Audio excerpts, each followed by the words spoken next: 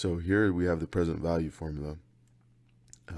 And this is actually an adaptation of a formula that we saw in the last section, right? And if you remember this, hopefully it looks familiar, right? We have all the same characters, right? The A, the P, the R, the N. And of course, things are rearranged a little bit. We have a negative here, right? In the exponent in front of the N.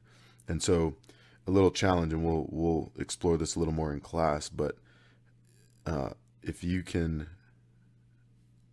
figure out how to get from here to here, or how this is equivalent to this, then that might be worth your while in class, maybe a bonus point or two. Okay.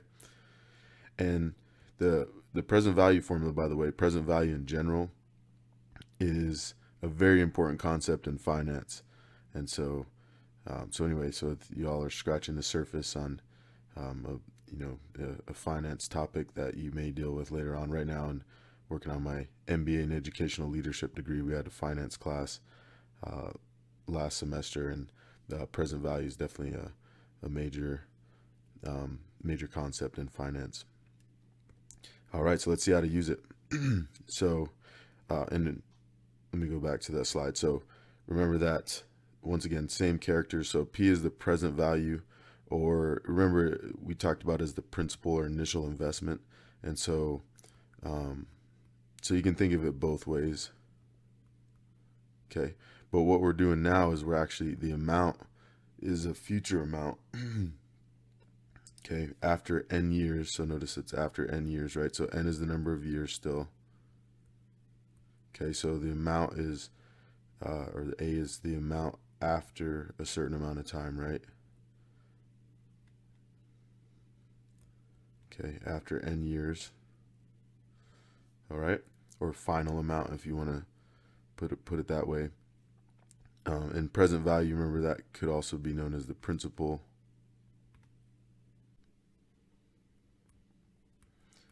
All right, so you can also think of it as the principal. And the R is the rate. And remember, you always make it as a decimal, okay? You always convert it to a decimal. All right, so let's see the example again. So Mr. Isaacs wants to have $60,000 in 18 years when little Derby will start college. So this is how much that we want to have after a certain amount of time, right? So that's our final amount, the amount that we want to end up with, our goal, right? And 18 years, that of course will be our N.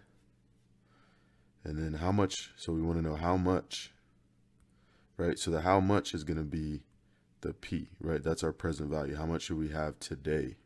What do we have to initially invest, right? In high yield bonds that pay 9% compounded, 9% compounded annually to achieve this goal.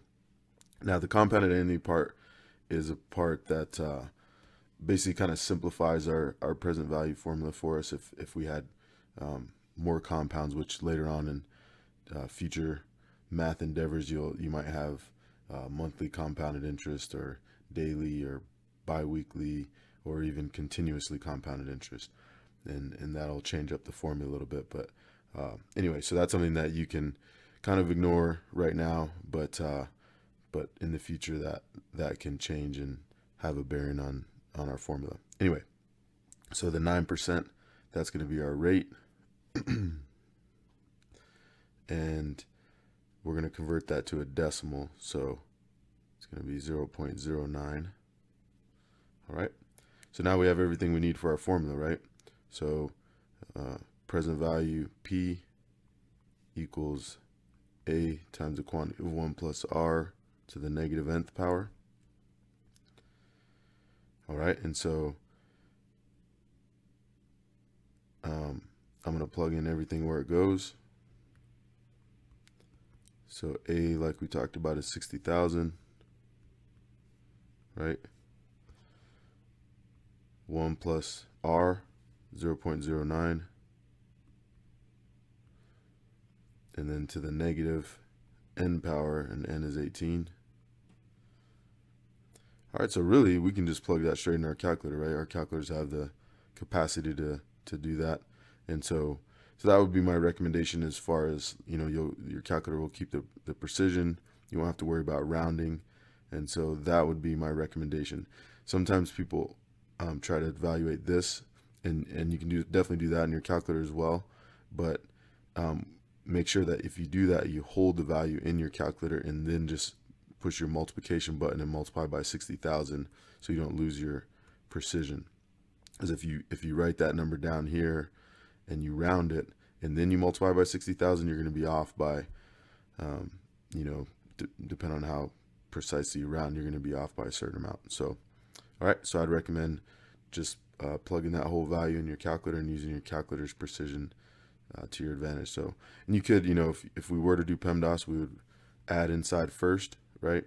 Then we would deal with this whole thing and do exponents. So we do parentheses, exponents, and then we would multiply by 60,000 at the end, right? If we were observing our order of operations.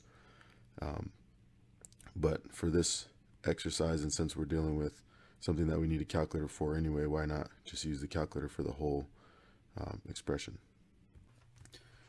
All right, so just to show you, here's what it looks like on the calculator.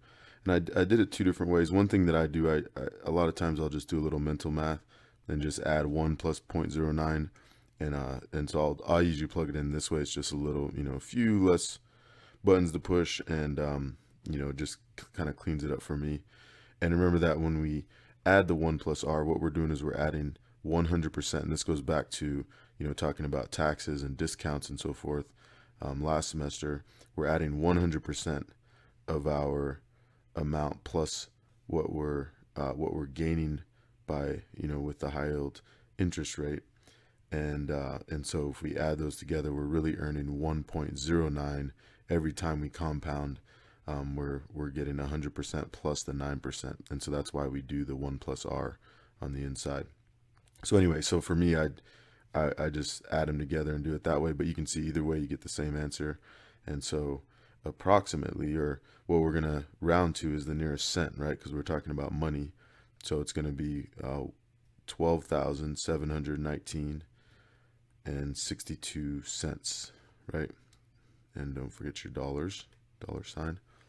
All right, so that's how you use the present value formula. Very similar to the amount formula, right? Really, in terms of the operationally, we have the same letters. They mean the same thing. They represent the same things basically, and so we can just plug those into our calculator, or plug them into the formula, and then plug that expression into our calculator.